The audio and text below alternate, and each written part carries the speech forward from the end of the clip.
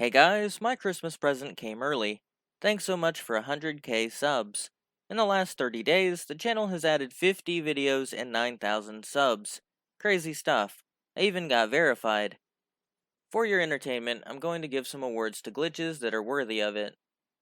The most useful award goes to AFK power leveling and umbral engrams.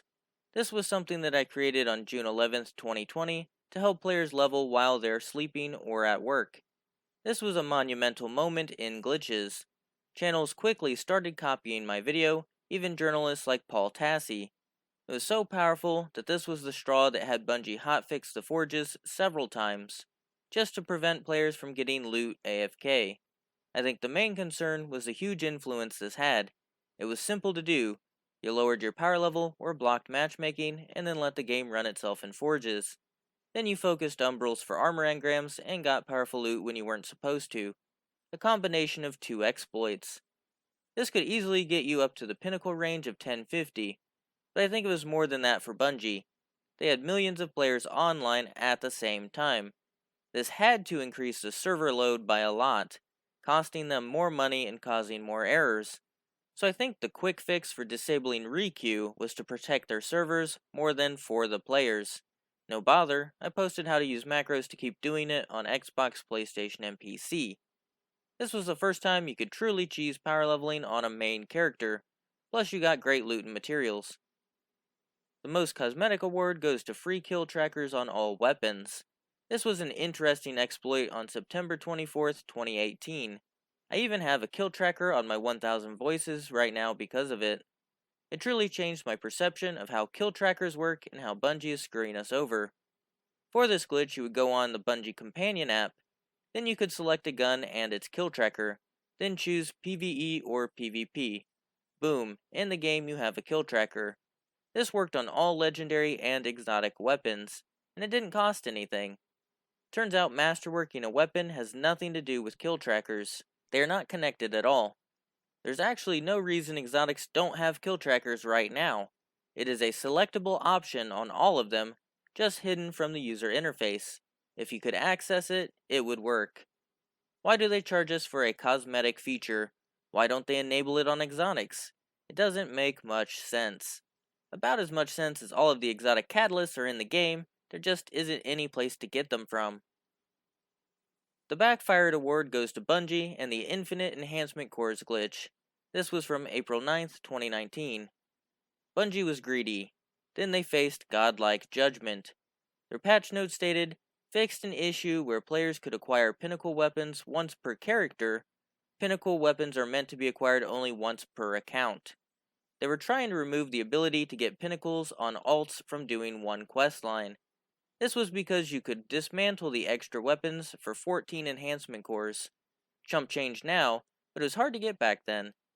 This removed the quest, but the vendor still offered the weapon if you were already finished but hadn't picked up the weapon yet. Since there was no quest to tell Zavala to stop, this allowed you to get thousands of masterworked weapons for free, netting players around 10,000 enhancement cores before it was patched. I ended up dismantling them all because why not? This also gave thousands of legendary shards and gunsmith materials as well, making some players dummy rich to this day. That could be converted to 100 Ascendant shards worth of loot right now. The most creative award goes to raid banners. This was from September 23rd, 2018. It was found that you could jump while placing raid banners. You could also run and jump. This would not prevent the raid banner animation from finishing, thus moving the banner. You could also stand on this raid banner back then. On June 22nd, 2019, this glitch evolved, becoming upside down raid banners from ceiling. Turns out if you kill yourself while placing, your corpse will place it in weird directions. Launching your dead body with Prospector makes the raid banner fly for miles. Note that sometimes you can't even reach it, so you screwed your team over. The most silly award goes to Bureaucratic Walk. This is from October 14th, 2017. Emotes have caused a lot of issues in Destiny. This particular emote could breach any wall in the game. All you had to do was emote, wait for him to walk backwards, and then crouch. This allowed you to bypass nearly all barriers in the game. Sounds similar to anything recently. Super fun to play around with. This is still a glitch that can be done in Destiny 1 with Come At Me. The most fun award goes to the Yeet Sandwich. This was from December 5th, 2019. Pushing bosses off the map is a recurring theme since Destiny 1. The first Yeet glitch was where you pocketed an enemy by starting and canceling a finisher animation. Then you could call that enemy to you anywhere to finish the animation later. Players would finish the animation up against bosses. If lucky, the dead enemy would launch bosses off the map, like the Scourge of the Past raid boss, making it an easy solo. This caused some controversy. Then it was improved with the sandwich method. By having one player finish an enemy you pocketed, then you activate your finisher glitch shortly after, that enemy would bounce between the two players quickly.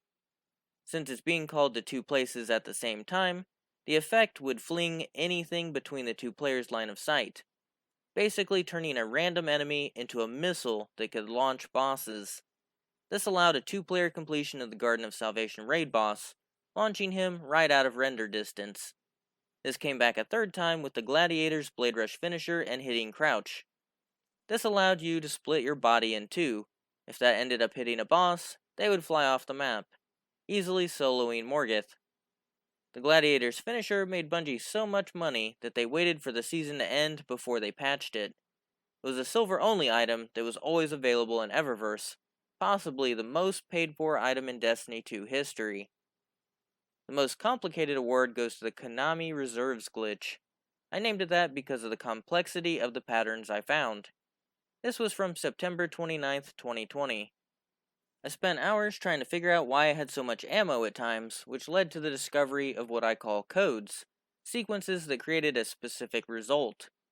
There were many codes that could be used, but I highlighted a few, the ultimate being 2 free reserves for a total of 6 times stacking on grenade launchers. This brought Fighting Lion to 38 shots, and Anarchy to 40 shots. By setting up 3 armor pieces with a mix of large arms reserves and grenade launcher reserves, you could equip them in the order of right left, left, right, right, and you would carry tons more ammo, at least until you died, which you would then need to put in the code again. This worked well for solo dungeons before picking up rally banners. I felt like I was going insane trying to figure this one out because it just doesn't make sense. The most random award goes to double tether trees. This was from August 31st, 2018, right before Forsaken.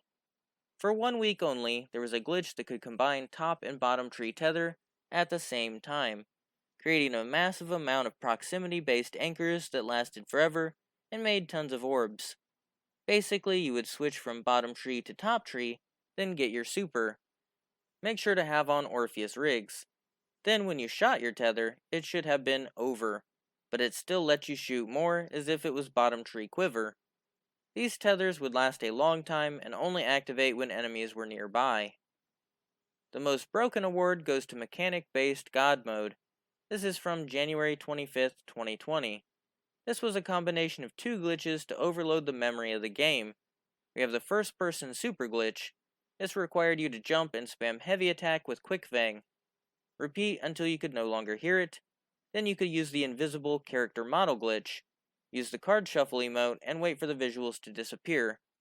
Then pull out your ghost, dodge, emote, jump and heavy attack again, repeating the process until you're in first person.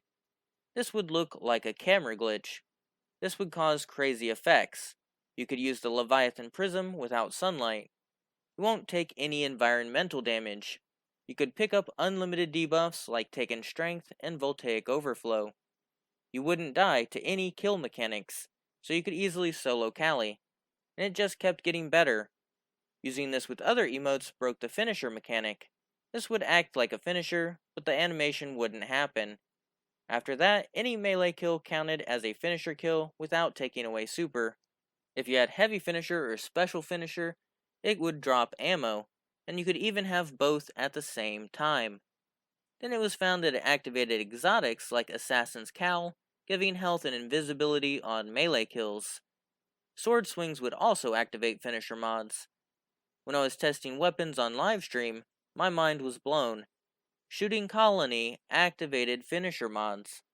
That meant you could get a single shot with Colony to drop tons of heavy and special ammo, making it the most broken option. A never-ending swarm of Colony was OP, but it didn't stop there. You could also get finisher mods to activate from destructibles. All of the pots in the Leviathan would drop ammo when destroyed by any weapon. If you couldn't find any, you could make your own. Throw a swarm grenade and then shoot at it. Each star would drop ammo. Shoot Telesto bolts on the ground, then blow them up.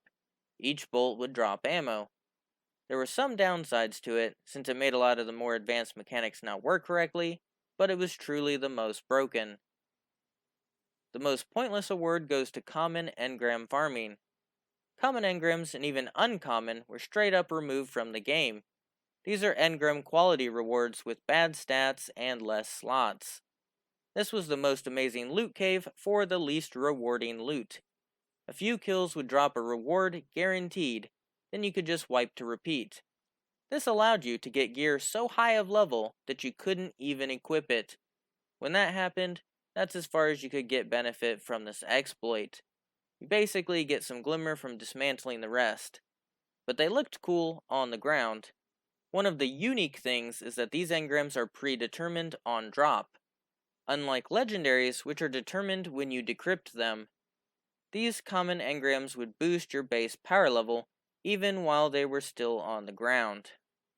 The most iconic award goes to Telesto in the Blind Well. Shortly after Forsaken released, it was noticed Telesto was granting more progress than usual. It turns out that the shots that hit the floor were also counting as enemies killed. Since each round requires you to kill a certain amount to progress, this made the Blind Well a lot faster. People started shooting Telesto at the floor rather than fighting enemies. When the shots exploded, you would get tons of progress, going through a 5-minute round in less than a minute. You would still need to beat the bosses though. Telesto bolts started breaking the game in tons of other ways over time, since the bolts were classified as enemies. The Denied award goes to free 50 tributes. This was July 11th, 2019. At the tribute hall, you would place tributes to unlock Bad Juju, the Catalyst, and an exotic emote. The 50th one would give you the emote, but it turned out you could keep placing the first banner over and over. All you needed to do is get on that step and then change characters. Since your second character doesn't have the quest, they can place the banner, but it won't progress the quest line. Just go to orbit and launch back in to place as many free banners as you wanted. As long as you didn't place the banner on your original character, this would work. This could complete all of the triumphs rather quickly, saving you thousands of materials and lengthy triumphs. This caused an uproar. This was supposed to be the lengthiest and most expensive questline for months, but players beat it for free in an hour. Typically, Bungie wouldn't bat an eye, but there was an outcry from players who were already past the first step. Many players that wanted to do this glitch could not. Only the procrastinators could do it, basically saying that you need to spend 20,000 materials if you were unlucky. So Bungie did the logical thing. They removed the catalyst and the emote from players who did not unlock all the tributes legitimately. However, this still allowed you to keep Bad Juju. This was the first time Bungie went out of their way to remove rewards from cheesers.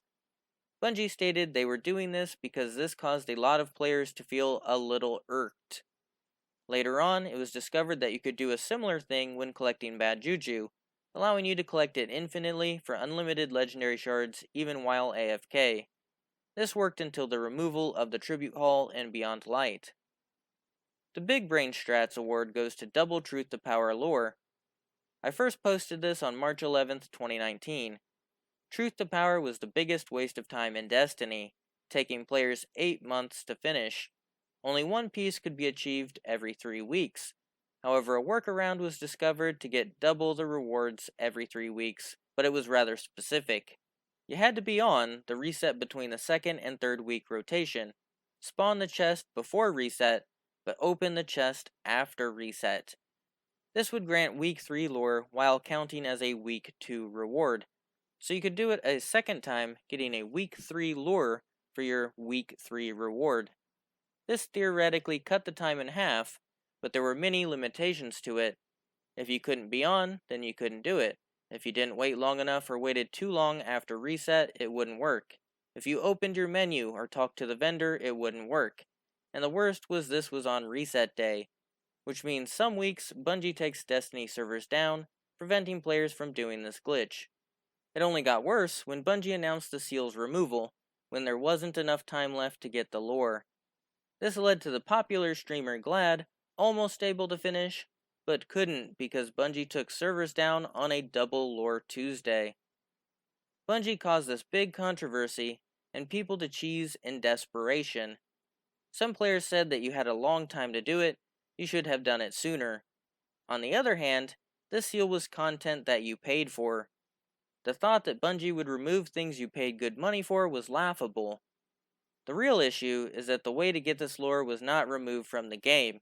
They could have allowed players to continue working on it in Beyond Light, or increased the drop rate easily. At the least, let us know in the time it takes to actually finish it.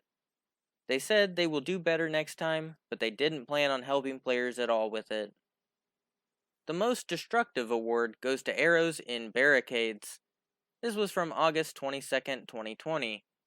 Turns out shooting arrows was enough to break the game. This could be done with 2 to 6 players.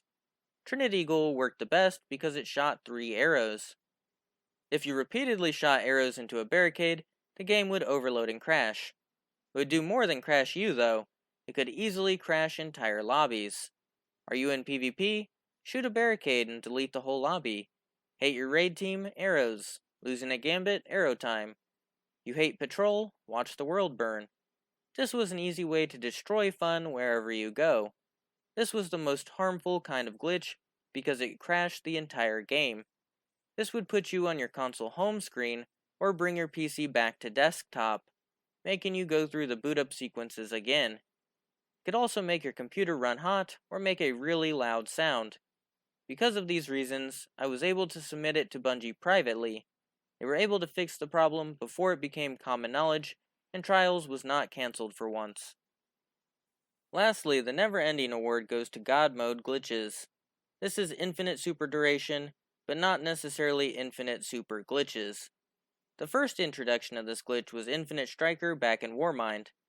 However, this was not God Mode because we did not have resistance mods back then. Infinite Dawnblade did not give you damage resistance, so it was not God Mode. I founded the first God Mode technique by combining the Infinite Arcstrider Super with the various resistances on July 16, 2019, showing that you could actually achieve a 100% immune to damage state. This was never attempted before. This made the Bad Juju mission pretty fun. Other than that, you could only do this with the Striker Titan outside of Bad Juju.